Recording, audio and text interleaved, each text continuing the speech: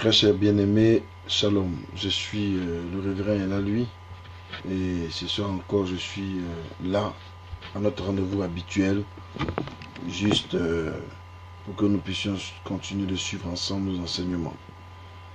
Je voudrais ici, n'est-ce pas, vous saluer et reconnaître combien Dieu est bon pour ma vie. Je suis convaincu qu'il en est aussi pour toi.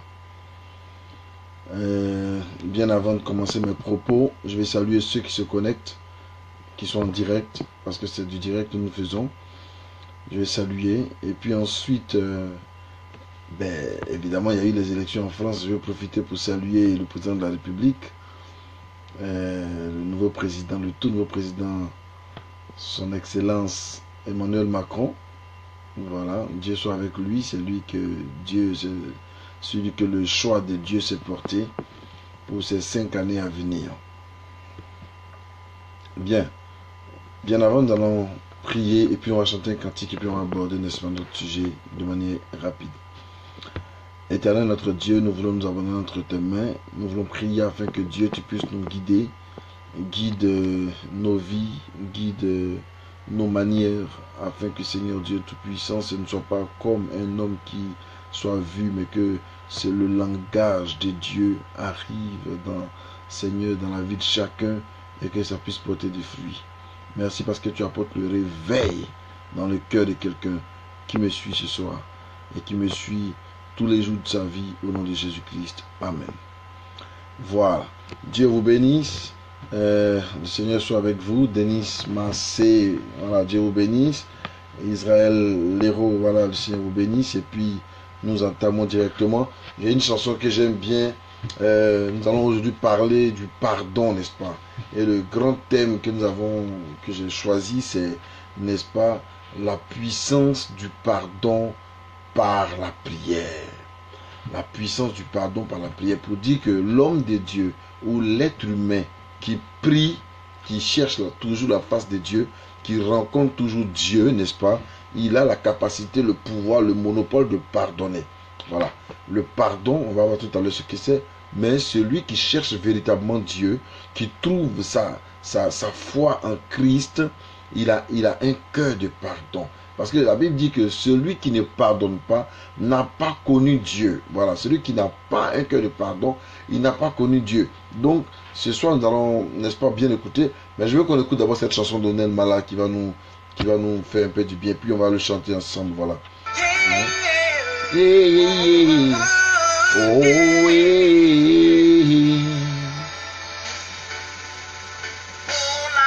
Oh là là, oh là là. Mais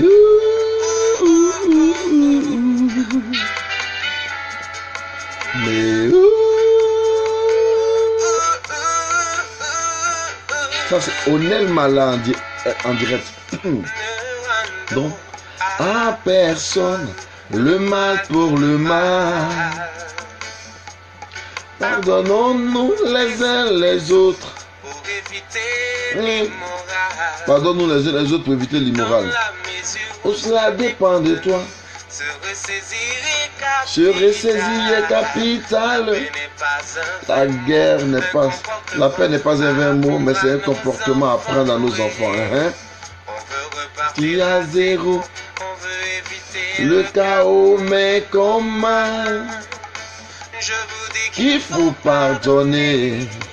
Pardonner sans hésiter. Se réconcilier, ouais, pour éviter le sang versé. Il faut pardonner. Pardonner sans hésiter. Se réconcilier, ouais, pour éviter le sang versé. Yes.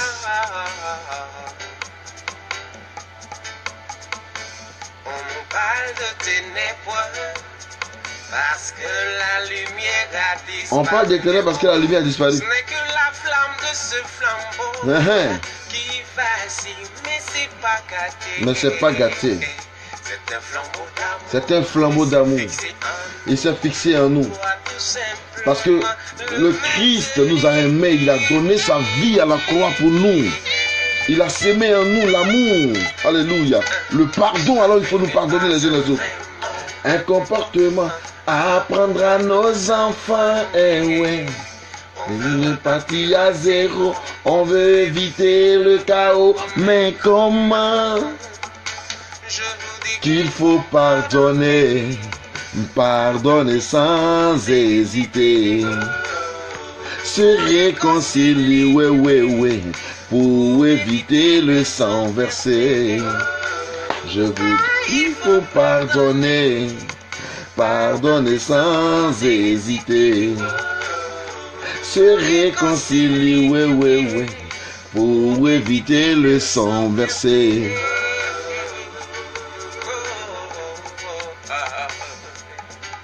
Chaque fois que j'écoute cette chanson, ça me fait rappeler beaucoup de choses.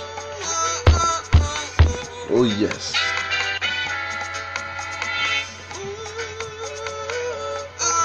Pour vous qui me suivez, on peut, n'est-ce pas, écouter cette chanson merveilleuse ensemble.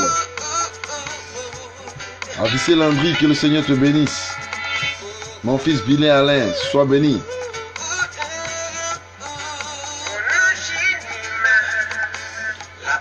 Pas un vain mot, un comportement à apprendre à nos enfants, oui. Parti à zéro, on veut éviter le chaos, mais comment? La paix n'est pas un vain mot, un comportement à apprendre à nos enfants, yeah. On veut repartir à zéro, on veut éviter le chaos, mais comment? Il faut croire en l'amour. Le pardon est absolu. Il faut pardonner. Il faut pardonner. Il faut pardonner. Il faut pardonner. Il faut... Oh yeah. Le pardon doit être dans notre vie, alléluia, de manière spéciale.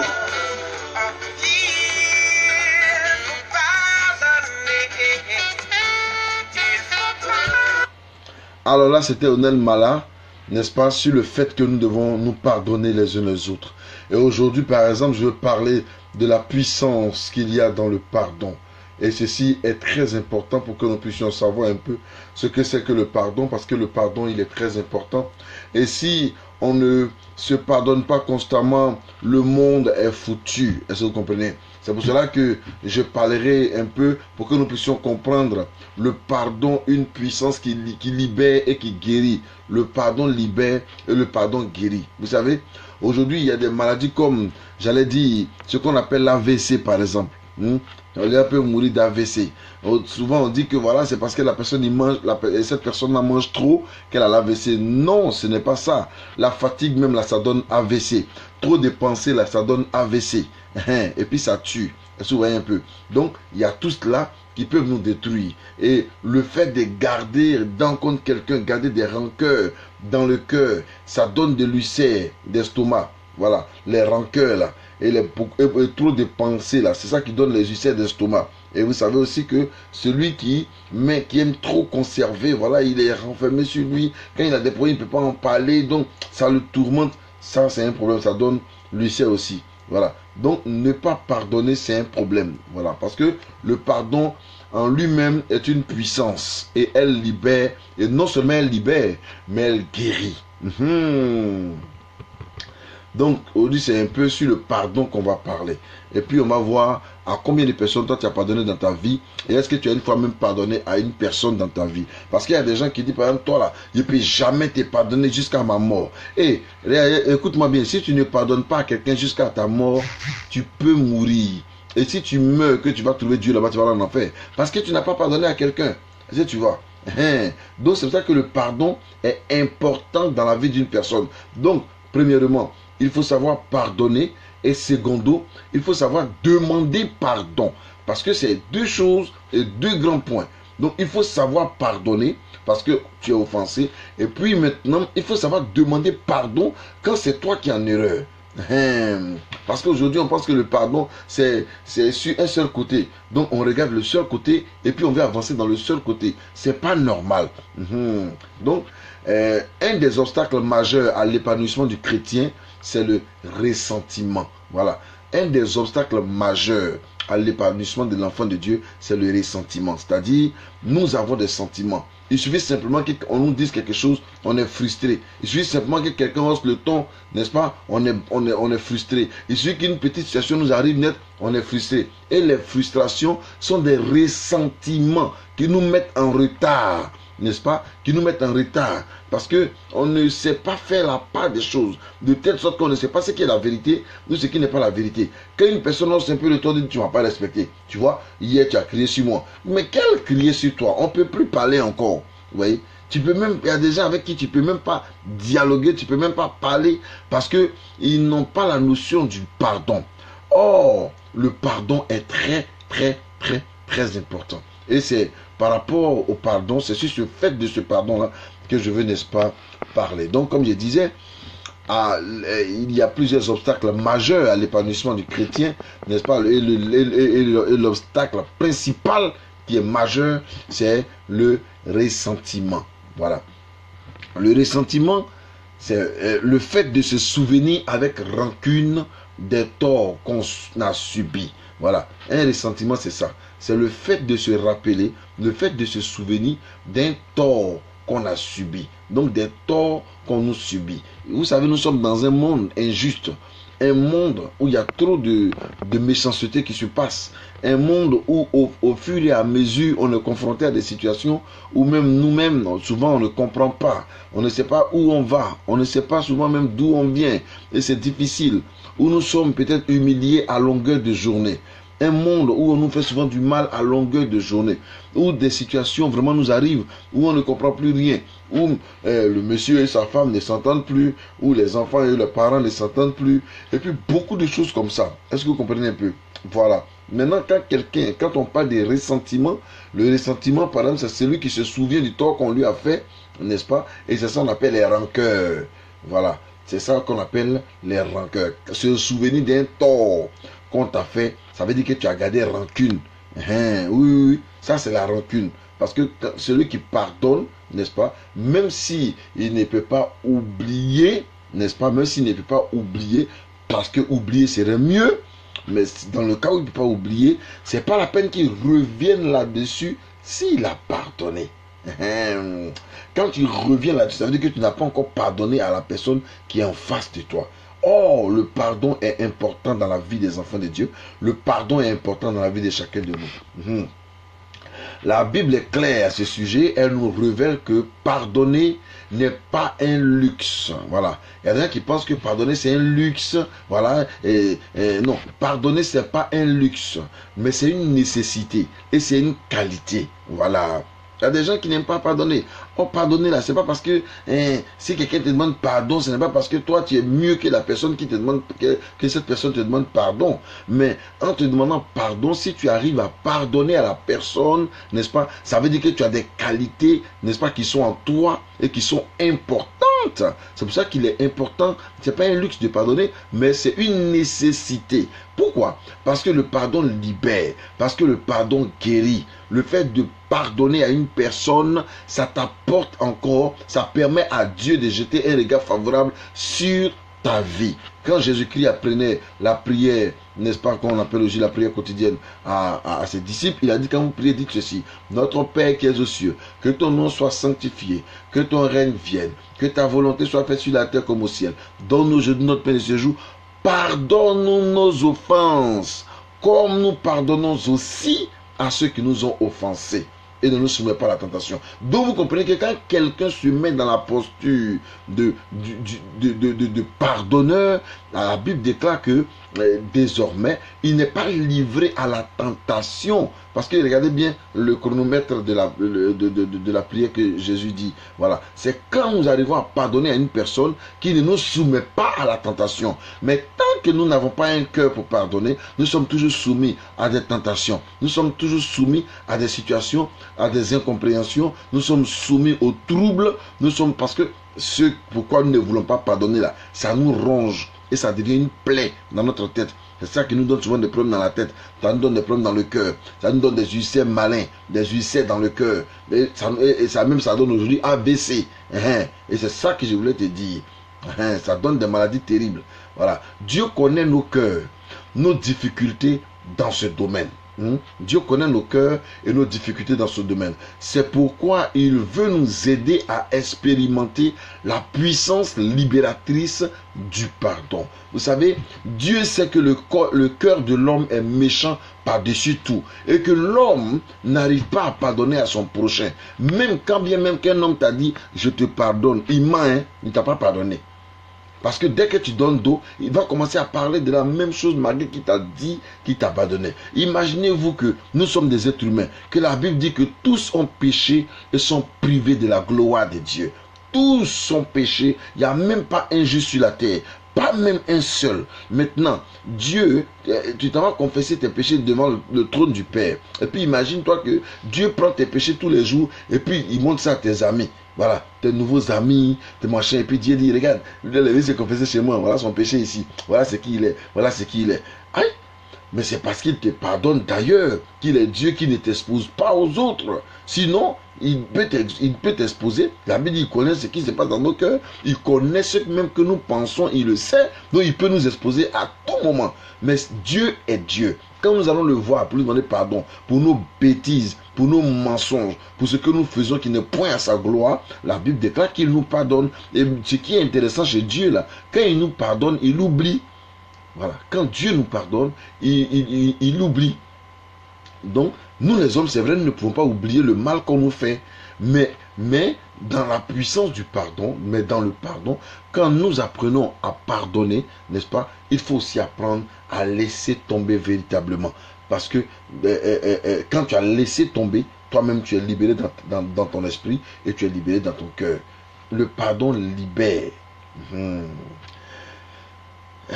Donc Dieu veut nous aider. Le pardon est réellement la clé de nos relations avec Dieu et les hommes. Donc le pardon, c'est la clé de nos relations entre Dieu et nous. Puisque lui-même Dieu nous pardonne tous les jours que nous faisons. Sinon tous les jours, l'homme commet des exactions, des bêtises. Imaginez-vous si Dieu voulait tuer tous ceux qui pèsent sur la terre. Si Dieu voulait exterminer, mais ça allait être comme au temps de Noé, qu'il allait être comme juste. La Bible dit pas même un seul. Et ça c'est dans le Nouveau Testament. Pas même un seul. Voilà.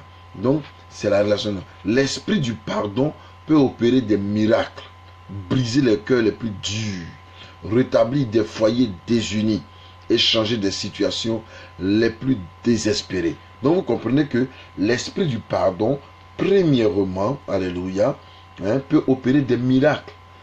Le fait que tu as un cœur qui pardonne, ton miracle peut être opéré dans ta vie.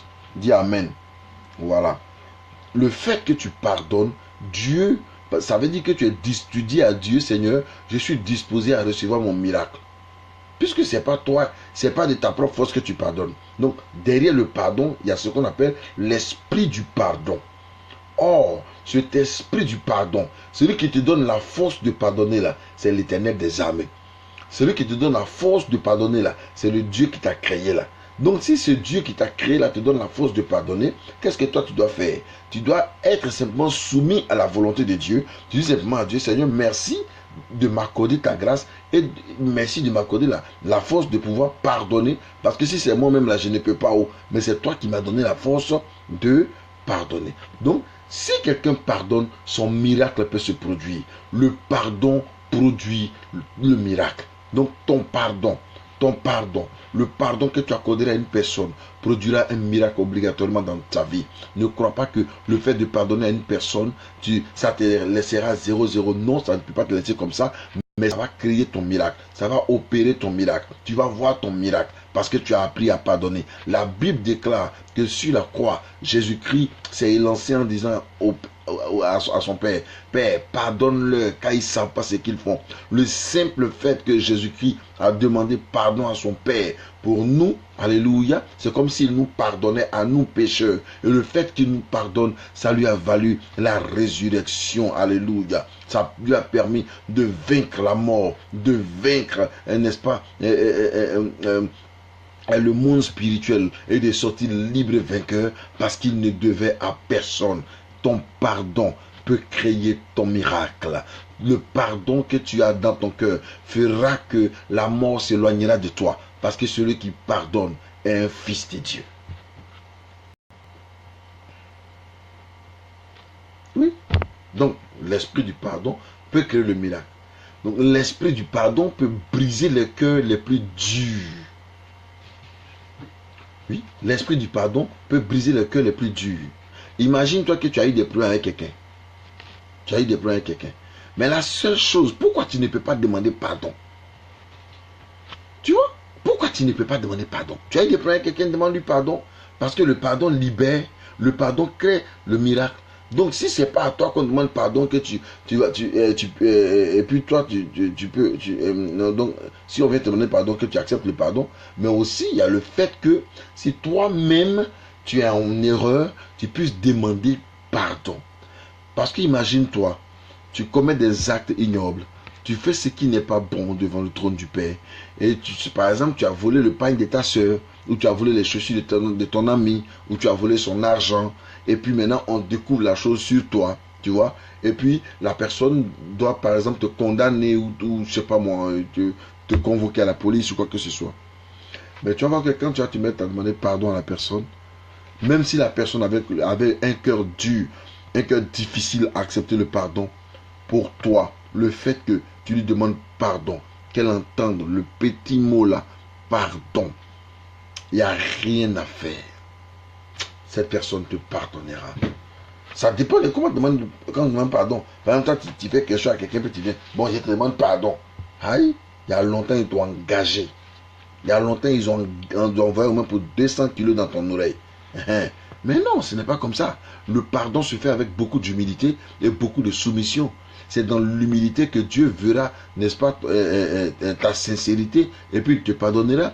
C'est dans l'humilité que celui à qui tu demandes pardon, au voisin, à ton ami, à ton mari, ou à ton épouse, ou à je ne sais qui, à ceux à qui tu demandes pardon, c'est dans l'humilité que tu leur demandes pardon, et puis ils acceptent ton pardon.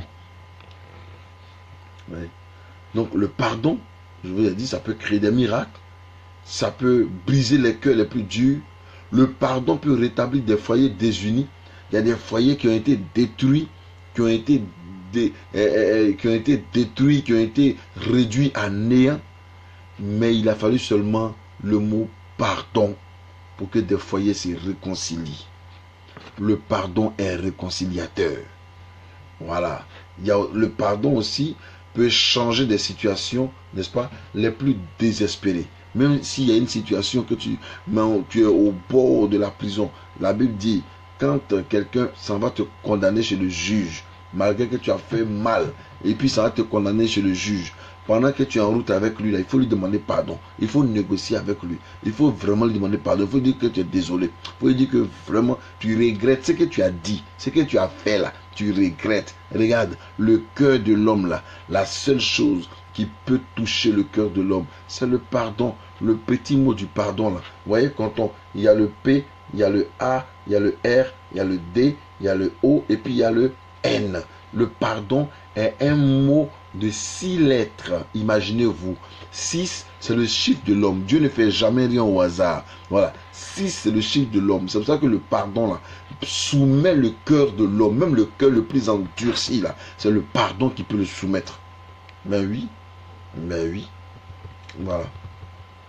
Si nous commençons à saisir ce glorieux privilège de pardonner, n'est-ce pas, comme Dieu nous a pardonné en Christ, alors une action tellement puissante du Saint-Esprit se produirait, une multitude de vies seraient libérées. des frères et sœurs seraient réconciliés, des corps seraient guéris, des âmes seraient sauvées, l'Église retrouverait son premier amour et le Seigneur Jésus serait souverainement glorifié. Parce qu'aujourd'hui, dans nos familles, nous sommes divisés. Dans nos maisons, nous sommes divisés. Dans nos foyers, nous sommes divisés. Avec nos enfants, nous sommes divisés. Le pardon a disparu. Ce n'est plus le langage des hommes. Le pardon est devenu plutôt le langage des animaux. Même un animal pardonne mieux qu'un être humain. C'est pas normal. Le pardon doit être au socle de ta vie. Le pardon doit être, n'est-ce pas, le fondement de ta vie. C'est pour cela que les nations aujourd'hui ont des problèmes. Parce que on dit, lui là, il est Marine Le Pen, lui là, il est Macron, et puis ça devient des isanios dans les ceux de tel parti ne veulent pas parler à ceux de tel parti, ceux de tel parti ne veulent pas manger ensemble avec ceux de tel parti, et puis ça crée des rancœurs, ça crée des problèmes. On ne peut pas se demander pardon, personne ne veut reconnaître son tort, personne ne veut reconnaître qu'il a gâté. Écoutez, tout le monde, tous ceux qui ont été créés, chacun a en lui son petit orgueil. Et ton orgueil ne peut pas t'avancer parce que tu ne peux pas être seul dans le combat. C'est pour cela que nous devons vivre réconciliés. Quand Christ est venu, il savait que nous étions éloignés de Dieu. Il est venu nous réconcilier avec Dieu. Il est venu comme un réconciliateur en nous tendant la main d'amour, la main de paix. La main qui peut nous emmener devant le trône du Père. Donc Christ nous a pris et il nous a emmenés devant le trône de Dieu. Il a donné sa vie et son sang qui a coulé a permis aujourd'hui que sa mort à la croix on puisse connaître que le voile se fende dans le temple, le voile se déchire pour que nous tous nous puissions avoir accès dans la présence de Dieu. C'est cette lutte-là que Jésus-Christ est venu faire. Donc le pardon est quelque chose de très important que l'enfant de Dieu doit pouvoir accomplir. Alléluia. Voilà. Le pardon, donc la portée du pardon. Quelle est la portée du pardon? Nous sommes appelés à pardonner comme Dieu nous a pardonné en Jésus-Christ. Alléluia. Selon Éphésiens chapitre 4, le verset 32. Voilà. Soyez bons les uns envers les autres, compatissants, faites-vous grâce réciproquement comme Dieu vous a fait grâce en Jésus-Christ. Alléluia. Voilà. Donc, il dit, soyez bons les uns envers les autres. Est-ce qu'on peut, nous, êtres humains, des pécheurs de première catégorie, de première classe, est-ce qu'un homme peut être bon avec son frère? Oui, il y en a des personnes qui sont comme ça, des hommes d'exception qui peuvent être bons, alléluia, qui sont bons de cœur, qui sont vrais de cœur envers autrui, mais la majorité, j'allais dire, 90% des hommes sont demeurés hypocrites, méchants de cœur, parce qu'ils ne veulent rien avoir à faire avec les autres. Plus les gens ne peuvent plus céder. On peut voir quelqu'un aujourd'hui, par exemple, à cause de Internet, pour mettre juste les photos sur Internet ou pour mettre les vidéos sur Internet. En Afrique, par exemple, aujourd'hui, quand tu vois deux personnes, même pas qu'en Afrique seulement, aux États-Unis, en Europe, tout ça, ça se passe. Quand tu vois deux personnes en train de se botter, et Seigneur Jésus-Christ, des femmes en train de se frapper, elles se frappent jusqu'à se déshabiller. Et puis lui, il est là, au lieu d'aller les séparer là, non, il a appareil photo dans sa main, il a vidéo, il est en train de faire vidéo. Il dit, oh, souvent quand les gens veulent se séparer, non, faites bien, je vais bien enregistrer. Il est bien enregistré, il y a des gens comme ça.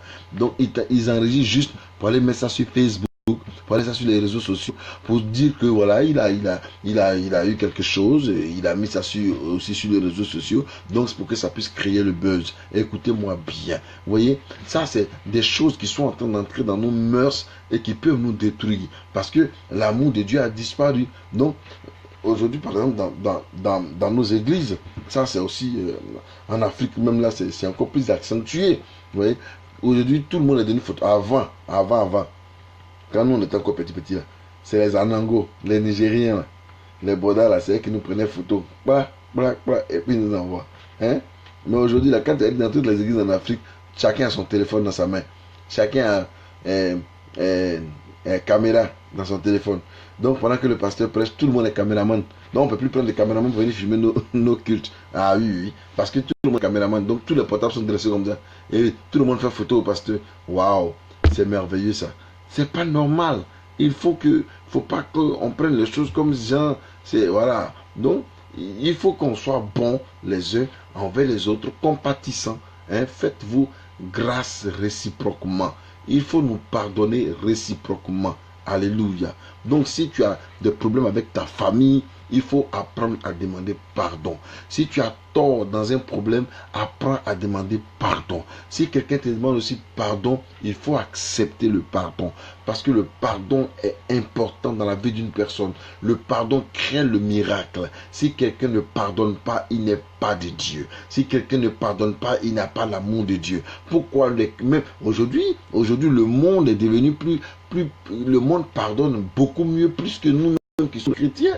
J'ai vu des pasteurs par exemple, où quand des gens quittent leur église, ils ne les parlent plus. Pourquoi? C'est démoniaque ça. C'est démoniaque, c'est dangereux. Voilà. C'est démoniaque, c'est dangereux. Moi, il y a des gens qui ont quitté l'église, mais je n'ai jamais dit pourquoi toi tu as quitté mon église. Ils ne parlent pas à toi ici, désolé. Au contraire, c'est eux-mêmes qui ont honte et puis qui se cherchent. Voilà. Qui me voient peut-être venir et puis ils changent de chemin. Sinon, moi, j'ai toujours accueilli les gens, les bras ouverts. Mais je suis en train de dire à toi qui m'écoute que c'est vrai. Moi, j'ai vécu ça en Europe ici. Des églises, ça se passe. On a vu des gens, quand ils n'ont pas le monopole de pardon, machin, parce que peut-être n'ont pas l'esprit de Dieu. Moi, j'ai dit ça comme ça. Le fait qu'une personne, par exemple, un fidèle n'est pas venu au culte, tu ne sais pas pourquoi il n'est pas venu. Tu ne sais pas quel problème il a eu et puis il n'est pas venu. Tu n'es même pas été fichu d'aller chez lui pour lui demander, ah, mon fils, ma fille, pourquoi tu n'as pas fait le culte? Tu ne lui as même pas demandé ça. Et puis automatiquement, tu ne parles pas avec la personne. Quand tu vois la personne dans les rues, tu dépasses la personne parce que simplement la personne n'est pas venue au culte. Non, ça ce n'est pas bien. Ce n'est pas un bon comportement. Monsieur le pasteur ou madame l'évangéliste ou je ne sais quel nom tu t'es donné ou la prophétesse, c'est pas normal. Voilà, une personne n'est pas venue au culte certainement parce qu'elle a eu un problème. Oui, peut-être parce qu'elle a eu un problème. Elle a été attaquée par des démons ou je ne sais quoi, mais c'est à nous, serviteurs de Dieu, aller vers eux pour aller soit les chercher. Ce sont des brebis, est-ce que vous comprenez un peu? Donc, c'est ça. Donc, je voulais aussi dire ici que pardonner, c'est libérer. Amen. Donc, pardonner, c'est libérer. Une personne qui pardonne est une personne qui libère l'autre. Ne pas pardonner à une personne, c'est emprisonner la personne là dans notre cœur. Voilà. Quand tu n'arrives pas à pardonner à une personne, c'est que tu emprisonnes la personne là dans ton cœur. Voilà. Donc, imagine-toi combien de personnes tu as emprisonnées dans ton cœur. Toi qui es rancunier là. Moi, j'ai l'habitude de dire, par exemple, que quand tu dis à quelqu'un, mais moi, il été gardé dedans, il ne parle plus de toi. Imagine-toi que tu as gardé dedans à 36 personnes. Oh, tu as 42 dents. Maintenant, tu as gardé dedans à 36 personnes. Donc, prenons ça logiquement, de manière littéraire. J'ai gardé dedans. Contre Aya, ça y est, j'ai enlevé, il a arraché une dent, il a attrapé. Donc, j'ai gardé dedans. Deuxième dent. Troisième dent. Donc, si 42 dents, si j'en avais 36, il va rester combien? C'est Baka, tu as boire, bouilli. C'est ça, ils vont te donner, tu vas boire. C'est ça qui va te faire du bien. Et ça qui sera bien pour toi. Parce que tout simplement, toi, tu gardes seulement dans contre les gens. Garder rancune contre une personne, ça ne vaut pas la peine. Il n'y a pas assez de place dans notre cœur pour garder encore des gens prisonniers dans notre cœur. Non, il faut libérer les prisonniers qu'on a dans nos cœurs. Et en leur pardonnant, il faut libérer les gens dans nos cœurs. Il faut libérer les prisonniers qu'on a dans nos cœurs. Il faut les libérer pour qu'eux aussi aient une vie. C'est très important. Donc, pardonner, c'est libérer. Pardonner, c'est libérer. C'est libérer les prisonniers. Mais pourquoi vous tenez l'âme des gens captifs dans vos cœurs? Pourquoi? C'est pas normal. Est-ce que vous savez que le fait de garder une personne captive dans ton cœur, tu es en train de faire du mal à la personne. Tu es en train de détruire l'avenir de la personne. Parce que tout simplement, et non seulement tu ne fais pas du bien à la personne, mais tu ne te fais pas du bien toi-même. Tu te vas dire toi-même. C'est pour ça que le pardon est très très très important pour l'enfant de Dieu. Et c'est pour ça que Dieu nous demande de pardonner, de nous pardonner réciproquement. Moi, je me souviens que j'avais quitté le ministère de mon papa mien en 1998, je crois bien, ou oui, 98, 17, 18. Et quand je suis parti de là, il y a eu tellement de choses qui ont été dites, tellement de remous-ménages qui ont été faits.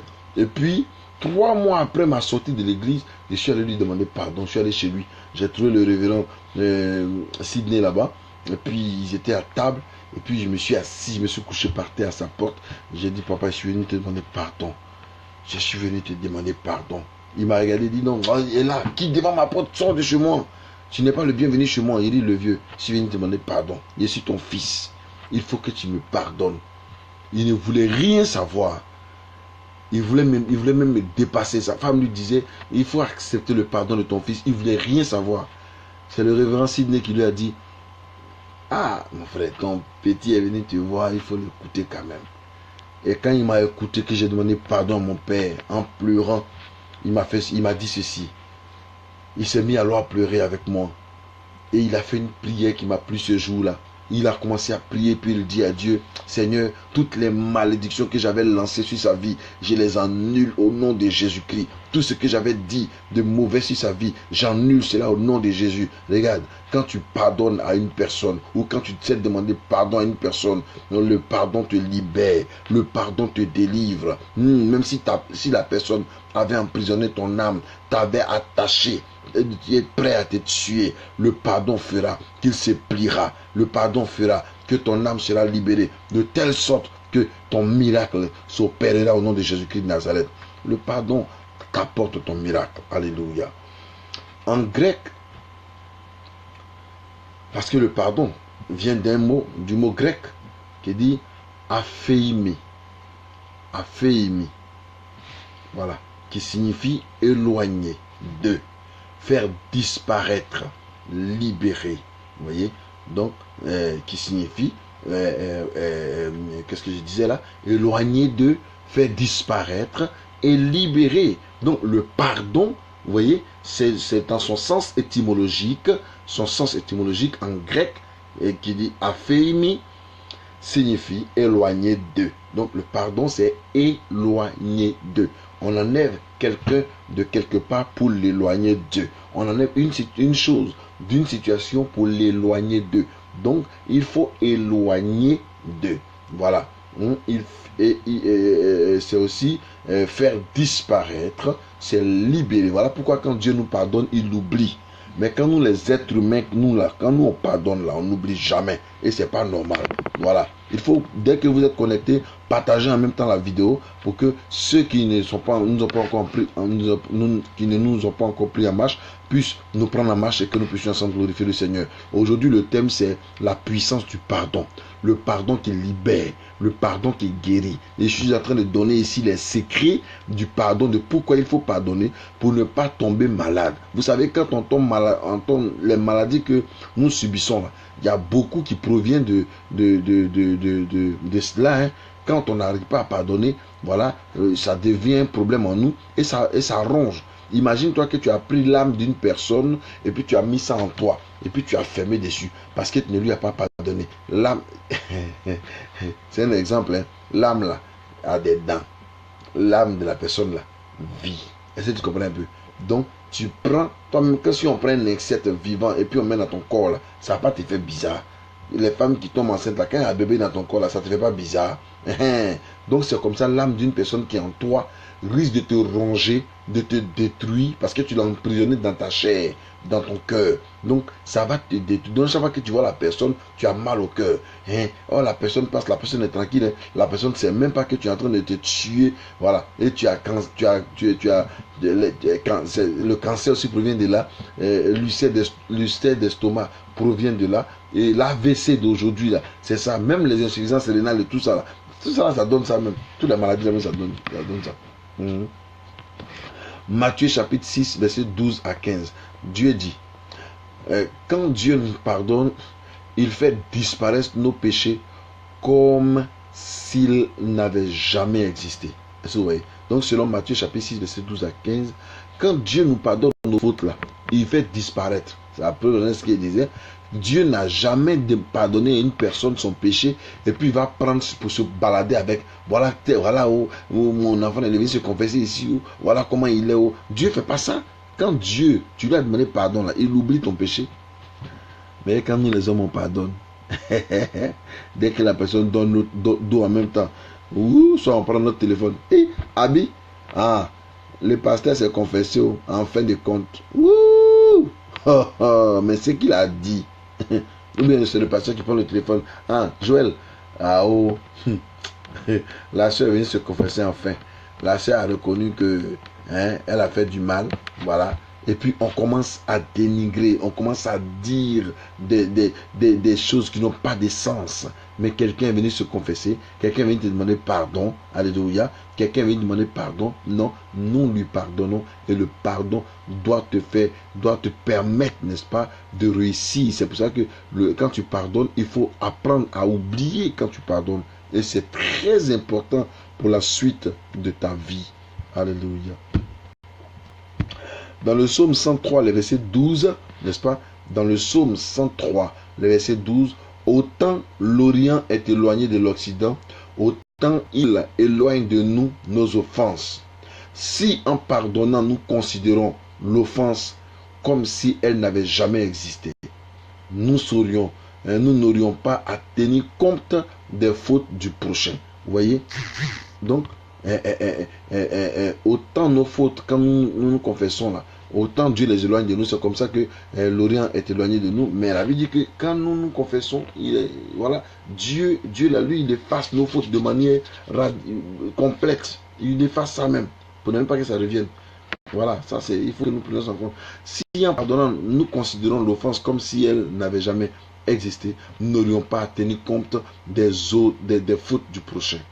Chaque nouvelle offense serait la première, puisque les précédentes auraient disparu. Il y en a qui disent, je t'ai pardonné hier, tu as fait encore, je t'ai pardonné encore, tu as fait encore, je t'ai pardonné encore. Aïe, ça veut dire que tu n'as jamais oublié les anciens. Ça veut dire que tu n'as jamais oublié les anciens. Si tu as oublié les anciens qu'il a fait encore là, ça veut dire que c'est maintenant, c'est une nouvelle faute qui vient d'accomplir. Parce que la Bible dit, toutes choses sont devenues nouvelles. Ancien là, tu as oublié. C'est pour cela que, sous la grâce dans laquelle nous sommes là, nous avons le temps chaque jour de demander pardon à Dieu. Parce que quand tu demandes pardon à Dieu, ça permet à Dieu d'effacer ton passé et de te donner une nouvelle vie. Maintenant, dans la nouvelle vie là, si tu as péché encore là, il te pardonne. C'est comme quelqu'un qui s'habille le matin. Il a transpiré dans son habit. Son habit est sale. Quand il revient, il enlève l'habit sale là, il s'en va laver. Quand il lave, ça devient nouveau. L'habit ne sent plus. L'habit devient nouveau. Il reporte encore. Quand il repasse et puis il a reporté là, on dirait qu'il vient d'acheter. Ouais, non. Et puis maintenant, quand il s'en va, quand ça se salit encore, il dit, l'habit est encore sale. Il va relaver. Aïe, il y a des habits qui durent avec nous, non? Voilà. Mais on lave ça. Quand tu laves là, c'est comme ça se passe. Ouais. Donc quand nous nous repentons devant le trône du Père, Dieu nous purifie. C'est une réalité. Mais c'est pas parce que il nous a purifiés. Si on veut, voilà, tu peux faire ce que tu veux. Tant qu'on est sous la grâce, il peut encore t'accorder quelque chose. Mais écoute-moi bien. Personne ne connaît le jour de sa mort. Est-ce que tu connais quand il va t'appeler? Tu peux être en train de pécher, puis il dit, Coco, c'est fini pour toi, il faut rentrer à la maison. Tu es devenu trop djandjou sur la terre là. Rentre à la maison. Comment tu vas te comporter? Tu vas lui dire quoi? Voyez? Donc le péché tue, le péché détruit, le péché déstabilise, mais le pardon avec Dieu, le pardon par la prière, nous rétablit au nom de Jésus-Christ. Alléluia. De cette manière, notre pardon serait aussi limité que le pardon de notre Dieu. Alléluia. Deuxièmement, le pardonner égale purifier. Donc pardonner, c'est purifier. En grec, purifier, c'est kathariro. Ça, c'est en grec. Donc, quand on parle de purifier, on dit kathariro, qui signifie purger, rendre propre. Ce deuxième mot nous révèle le sens du pardon. Dans l'Ancien Testament, en hébreu, ce mot est utilisé pour décrire la purification du corps, des vêtements, des ustensiles et des maisons. N'est-ce pas? La pensée est claire. Tout doit être purifié. Alléluia. Pour être propre. Dans le Nouveau Testament, le mot grec est employé pour la purification de nos péchés par le sang de Jésus. La première épître de Jean nous enseigne. Mais si nous marchons dans la lumière, comme il est lui-même la lumière, nous sommes mutuellement en communion et le sang de Jésus nous purifie de tout péché. Lorsque nous confessons nos péchés, nous sommes plus qu'excusés. Nous sommes débarrassés de nos péchés. Alléluia. Nous sommes débarrassés de notre péché, purifiés de sa souillure comme le lépreux dont la peau est purifiée et qui retrouve une peau normale et saine. Quand Dieu pardonne, nous sommes entièrement purifiés. Dieu ne peut et ne veut avoir de communion avec un être souillé. Est-ce que vous comprenez un peu? Donc Dieu nous aime. Vous voyez, quand nous demandons à Dieu, Seigneur, pardonne-nous, le fait que nous appelons, nous demandons pardon, le pardon nous permet d'être purifiés. Vous voyez? Et selon les différents versets que j'ai cités, voilà, Dieu nous purifie par son pardon. Et c'est très important. Donc pardonner, c'est purifier, pardonner, c'est... Mais aussi pardonner, pardonner, c'est justifier. Quand tu demandes pardon ou quand tu pardonnes, tu es en train de te justifier. C'est-à-dire, ce n'est plus toi qui te justifie, mais c'est le sang de Jésus-Christ qui te justifie. C'est le sang de Jésus qui te justifie, qui te restaure. Alléluia. En grec, c'est diakium. Voilà, un truc de ce genre, c'est justifié. Signifie être considéré comme innocent. Encore un mot qui est directement en rapport avec le pardon. La justification définit la nouvelle position de l'homme par rapport à Dieu. Alléluia. Par rapport à Dieu. C'est donc un changement de ses relations avec lui. Selon le langage des Écritures, cela veut dire être également déclaré innocent ou juste. Donc, Romains chapitre 3, verset 26, la justification ne concerne pas directement le caractère ou la conduite d'une personne, mais seulement sa culpabilité et sa condamnation. Toi qui avais péché et qui allais demander pardon à Dieu, regarde, au lieu que Dieu te condamne, ton manteau de condamnation qui était sur toi, que le péché t'a donné là, notre Dieu vient et puis il enlève ce manteau là parce que tu as demandé pardon, parce que tu as reconnu ton tort. Donc le manteau de condamnation est levé sur toi et il te donne un nouveau manteau qui est le manteau de la restauration, qui est le manteau de la victoire, qui est le manteau du pardon, qui est le manteau du succès, qui est le manteau qui te permet de te retrouver de manière spéciale. Est-ce que tu ne constates pas que depuis que tu as commencé, si tu veux faire l'expérience, commence à pardonner aux gens, commence à demander pardon quand tu es en tort, tu vas voir que le pardon va te libérer. Celui qui demande pardon ou celui qui pardonne, il change d'aspect de jour en jour parce que il devient fils de Dieu et il commence à ressembler à Dieu lui-même. Il commence à avoir le visage de Dieu parce que il est un fils de Dieu. C'est parce qu'il a tout le temps d'aller dans la présence de Dieu, dans la prière, qu'il arrive à se lever comme un seul homme et à glorifier le nom du Seigneur. Selon la Bible, beaucoup de choses est dit.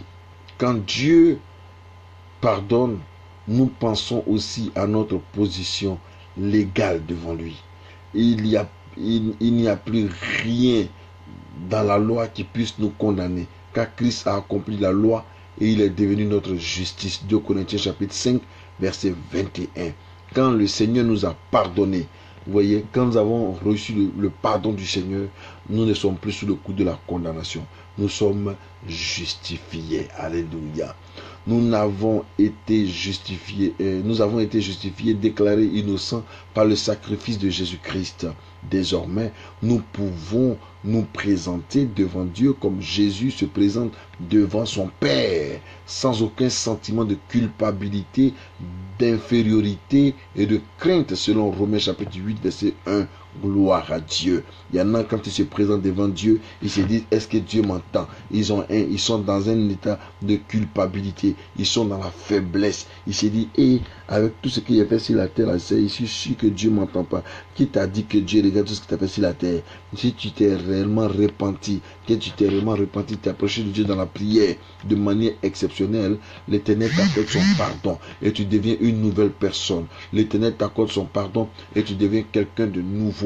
Et sa grâce est sur ta vie. Sa main est sur ta vie. Alléluia. L'Éternel te connaît. Il sait que tu es son enfant. Et Dieu t'accorde sa grâce. C'est pour ça que libère-toi, libère ton cœur, libère ta tête, libère ton ventre et pardonne.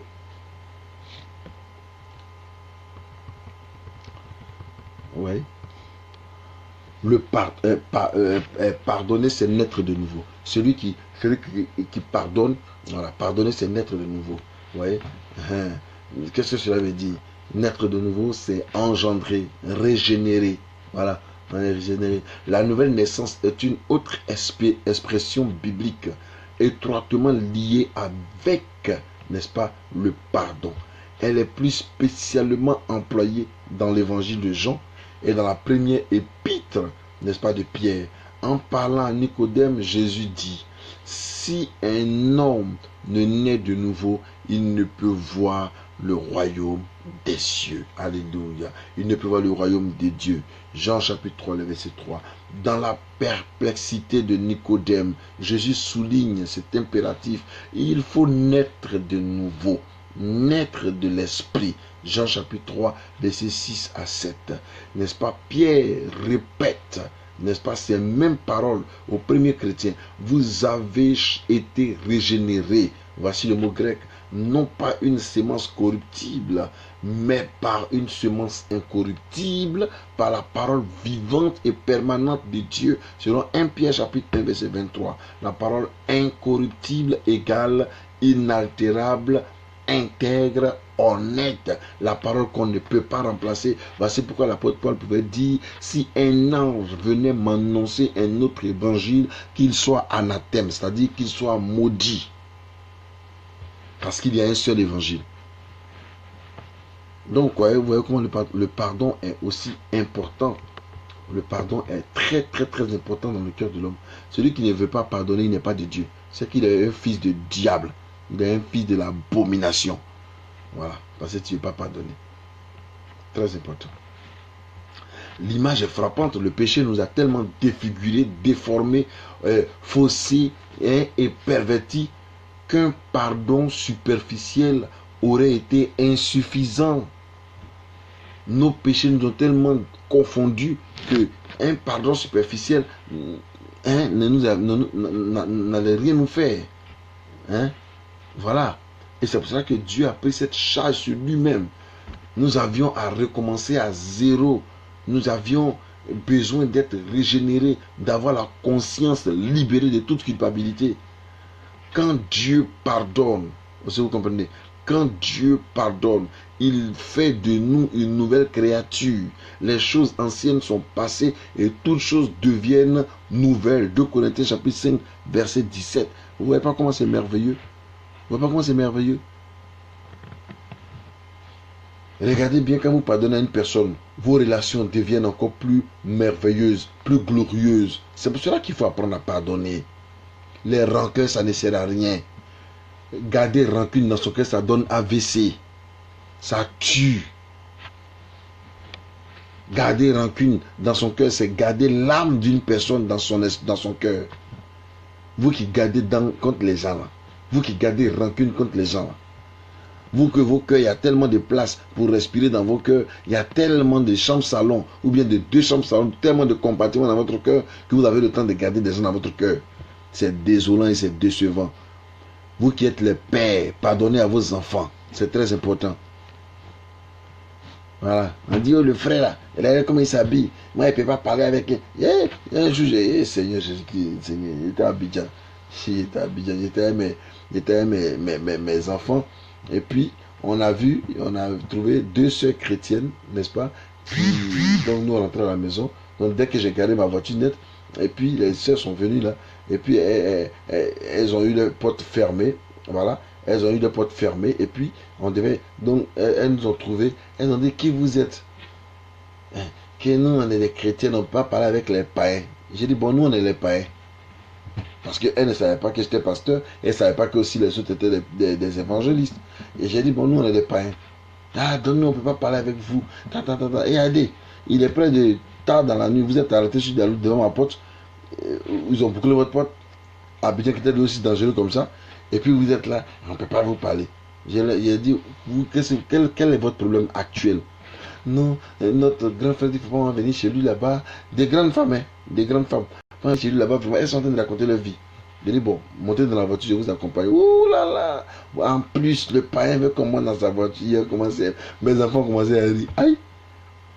Donc, vous ne montez pas dans la voiture du païen. Donc, vous ne prenez pas Walla, vous ne prenez pas Baka. Vous êtes vaincu là-bas.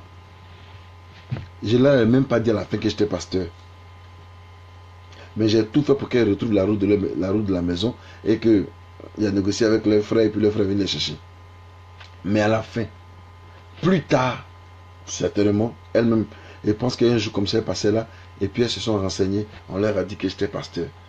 Elles ont eu honte. Est-ce que être pasteur, là, c'est écrit sur mon front que c'est pasteur? Voilà. C'est le caractère, le comportement. Mais tu ne connais pas quelqu'un en même temps, tu condamnes la personne. Toi, tu es un païen. On sait qui est païen. Les païens, les vrais païens, mais se trouvent à l'église aujourd'hui là. Parce que tous les bêtises de la terre là, c'est à l'église ça se passe. La vraie méchanceté là, c'est entre les chrétiens ça se passe. Quand celui qui n'aime pas partager sur la terre là, c'est le chrétien. La vraie méchanceté là, c'est à l'église aujourd'hui que ça se passe. Le chrétien est devenu méchant, hypocrite. Il n'aime pas partager. L'amour a disparu. On se bouffe le nez les uns des autres. On est jaloux les uns des autres. On dit lui là, oh voilà, lui là, maintenant elle est païen, il se promène, c'est qui s'assemble, c'est ressemble. Et puis quoi? Qui s'assemble, c'est ressemble, et puis il y a quoi? Pourquoi on ne peut pas pardonner? Non, Dieu ne nous a pas appelé à cela. Il nous a appelé à pardonner. Et nous devons pardonner, car pardonner, c'est libérer des gens. Voilà, c'est libérer les gens. Quand Dieu pardonne, il fait de nous de nouvelles créatures. Ça, il faut que nous retenions cela. Pardonner, c'est réconcilier. Pardonner, c'est réconcilier. Quand quelqu'un pardonne, c'est un réconciliateur. Parce que quand nous demandons pardon à Dieu, que Dieu nous pardonne, nous réconcilions avec Dieu. Donc, pardonner, c'est réconcilier. En grec, réconcilier, c'est katalasso, qui signifie rétablir les relations entre l'homme et Dieu.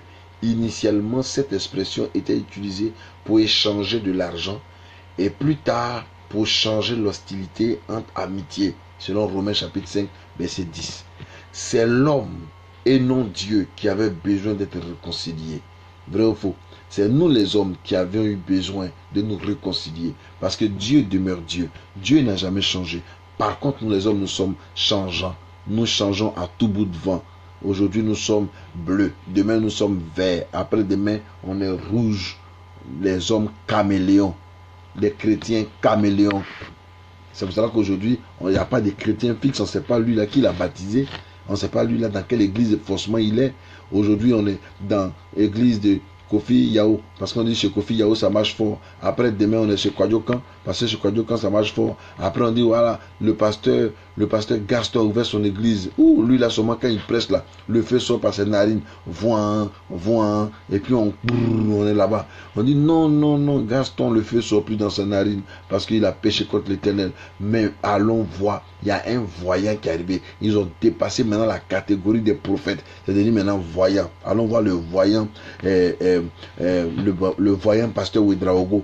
Donc ça va maintenant le voyant. Donc voilà le voyant maintenant. À un moment donné, comme le voyant dit qu'il ne voit plus rien, on dit oh le voyant n'a plus rien. Il y a un pasteur Yameongo qui est arrivé. Lui là quand il parle là, le feu sort par ses oreilles. Fan.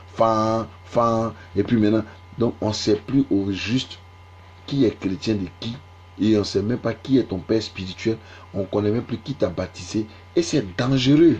Donc ça fait que les chrétiens là sont comme des chrétiens papillons. Aujourd'hui ils sont ici, demain ils sont là-bas. Après demain ils sont là-bas. Et puis après demain ils sont de l'autre côté. Mais parce qu'on n'a plus le monopole du pardon. Parce qu'on ne sait plus demander pardon. Et on ne sait pas demander pardon. Donc on ne sait plus demander pardon. Et puis certains aussi on ne sait plus pardonner. Oui. Il suffit qu'on nous fasse un tort dans une église. Je quitte l'église. Mais il faut quitter, il faut partir. Ça m'en fout pour toi. C'est pas moi qui suis mort à la croix pour toi. Voilà.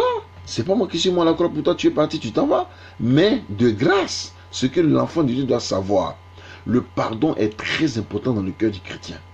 Le pardon est très important. Ton pasteur t'a frustré et tu dis je quitte l'église. On n'a pas dit que tu es en train de déménager de la ville pour aller dans une autre ville.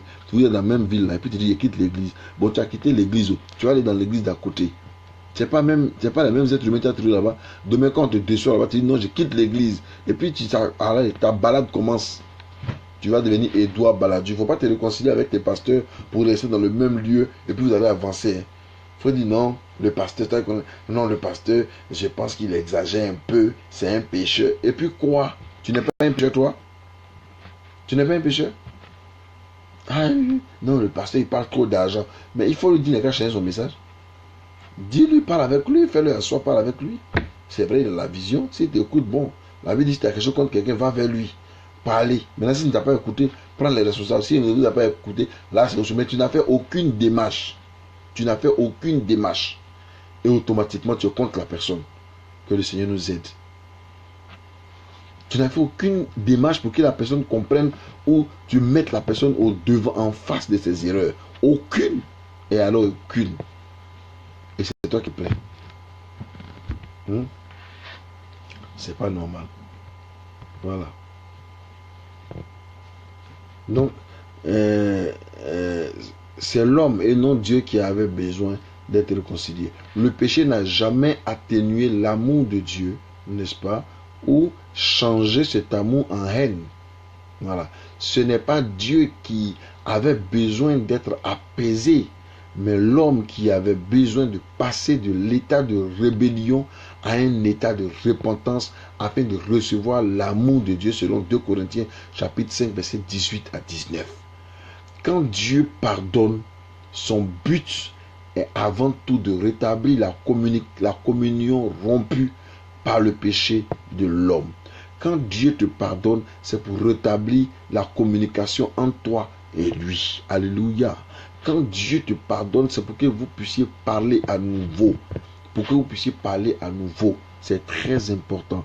Dieu ne te pardonne pas parce que tu es le champion ou parce que tu es le plus beau du quartier. Mais non, mais tu n'avais plus l'occasion de prier. Tu n'avais plus l'occasion de t'approcher de lui, de parler. Voilà. Donc le pardon réconcilie. Le pardon rétablit la communion entre monsieur et madame. Le pardon rétablit la communion entre enfants et parents. Le pardon rétablit la communication, n'est-ce pas, entre amis, ainsi de suite. Et ainsi de suite. Voilà. Quand Dieu pardonne, n'est-ce pas, son but est avant tout de rétablir la communion rompue par le péché de l'homme. Il n'a pas envoyé son fils Jésus dans ce monde uniquement pour sauver l'homme de l'enfer et de la condamnation éternelle. Non, non, non, non, non. Mais aussi pour le réconcilier avec lui, c'est-à-dire faire de son ennemi son ami. Faire de son ennemi son ami. Voilà pourquoi lui nous dit que chacun devrait prier pour ses ennemis. L'homme retrouve ainsi la relation d'amour avec Dieu qu'Adam possédait dans le jardin d'Éden. La vérité primordiale se dégage de ces différents aspects du mot pardon que Dieu veut et désire ardemment pardonner. C'est l'expression la plus naturelle, n'est-ce pas, de son amour. Nul n'a besoin de commander le pardon de Dieu. C'est sa nature même. C'est sa nature. Car sa nature même est de pardonner. Mais ce pardon ne peut être accordé à moins qu'il n'y ait une sincère repentance de notre part. Et cette repentance n'est pas un simple regret de nos péchés. Changer de façon de penser, de vivre, Ésaïe 55, verset 7. Que le méchant abandonne sa voie et l'homme d'iniquité ses pensées, qu'il retourne à l'Éternel qui aura pitié de lui. Vous voyez comment c'est? Alors, l'ordre des choses, l'homme doit abandonner son péché avant que Dieu ne lui pardonne. La repentance comprend deux choses: se détourner de son péché, se tourner vers Dieu. Donc chacun devrait apprendre à se tourner vers Dieu. Il faut que Dieu trouve en toi de la sincérité. Il faut que Dieu trouve en toi, n'est-ce pas, de l'honneur. Il faut que Dieu trouve en toi de la grandeur. Dieu veut ta sincérité. C'est ça qu'il importe. Se détourner seulement de son péché n'est pas qu'une réformation. Un effort de l'homme de s'améliorer et non une repentance. Se repentir, c'est donc non seulement désirer que son passé soit pardonné, mais aussi vouloir que sa propre vie soit désormais entièrement transformée et consacrée à Dieu. Quand Dieu pardonne, il fait disparaître nos péchés comme s'ils n'avaient jamais existé. nous sommes entièrement purifiés et considérés comme justes à ses yeux. Alléluia. Et considérés comme justes à ses yeux. Nous devenons une nouvelle créature, entièrement régénérée, rétablie dans sa communion avec Dieu. Gloire à Dieu pour son pardon libérateur. Quand Dieu nous pardonne, nous sommes libérés. Continue n'est-ce pas, de partager la vidéo pour que chacun comprenne, n'est-ce pas, la puissance de ce pardon. Il y en a aussi qui ne peuvent pas se pardonner à eux-mêmes. Or, il faut se pardonner à soi-même. N'avez-vous jamais entendu des gens écrasés par un sentiment de culpabilité vous dire: je crois sincèrement que Dieu m'a pardonné, mais je ne peux pas me pardonner moi-même. De telles paroles révèlent une profonde souffrance dans la vie de ces personnes. Beaucoup tiennent un langage et se placent eux-mêmes dans un état de condamnation alors que Dieu leur a pardonné. Nous allons voir dans ce chapitre de racine, dans la racine de ce mal et le remède biblique.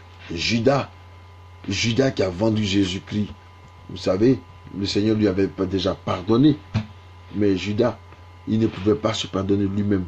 Après, il est allé se tuer, il est allé se pendre. Nous sommes libres, il faut que nous le sachions. Voilà. Beaucoup de chrétiens vivent dans la crainte et luttent pour chercher à survivre alors qu'ils pourraient jouir des bienfaits de la paix. Ils sont encore en guerre contre des sentiments de condamnation, d'indignité et de crainte alors qu'ils sont libres. La croix de notre Seigneur Jésus est la déclaration de notre libération. La guerre est donc terminée entre Dieu et nous. Alléluia. Il a fait la paix avec nous par le sang de Jésus. Colossiens chapitre 1 verset 20. Dieu nous demande de croire que nous sommes pardonnés, mais aussi de nous pardonner nous-mêmes. Vous êtes donc libres, croyez-le, et sortez de votre prison. Exemple, n'est-ce pas, l'exemple de l'apôtre Paul.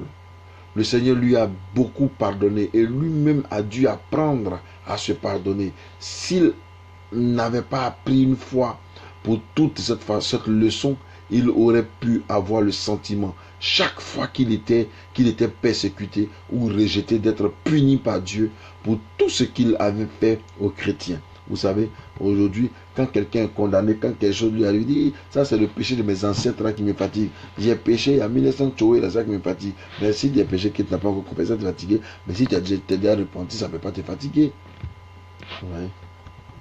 Donc ça doit être dans notre esprit. Et c'est ce que, voilà, Dieu ne veut pas que nous puissions nous condamner nous-mêmes, nous emprisonner nous-mêmes. Parce que la guerre est terminée, ça fait longtemps. Ok? Voilà. Le Seigneur lui a beaucoup pardonné à Paul. Et lui-même a dû apprendre cela. Et tous ces écrits auraient été intégrés, imprégnés du sentiment paralysant de la pitié de soi-même et de la culpabilité. Mais Paul a appris à vivre comme un homme réellement et entièrement pardonné. Il est écrit dans 1 Corinthiens 15, 9 à 10, il dit: car je suis le moindre des apôtres. Je ne suis pas digne d'être appelé apôtre parce que j'ai persécuté l'église de Dieu. Je suis ce que je suis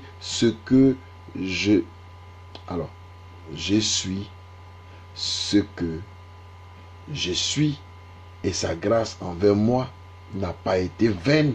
Selon 1 Timothée chapitre 1 verset 16, j'ai obtenu miséricorde afin que Jésus-Christ fasse voir en moi le premier, n'est-ce pas, toute sa longanimité, pour que je serve d'exemple à ceux qui croiraient en lui pour la vie éternelle.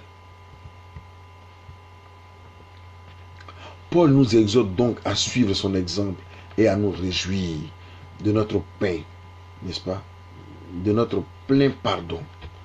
Il n'y a maintenant aucune condamnation pour ceux qui sont en Jésus-Christ. Romains chapitre 8 verset 1. Alléluia. La culpabilité est une source destructrice qui nous paralyse. Satan ne peut pas nous empêcher de nous pardonner nous-mêmes. Son but est de nous empêcher de jouir pleinement de notre salut et de pouvoir être utilisé par Dieu. Dieu nous aime. Et toi qui m'écoutes, le Seigneur t'aime. Arrête de te condamner, arrête de te morfondre, arrête de penser que c'est parce que tu as commis un acte brutal et ceci et cela, et c'est pour cela que Dieu ne peut pas te pardonner tes fautes. Arrête ce sentiment de culpabilité, ça ne va pas t'aider. Voilà. Dieu t'aime comme tu es. Il t'aime. Mais la seule chose qu'il te demande, apprends à demander pardon et apprends aussi à pardonner. Ça va beaucoup t'aider.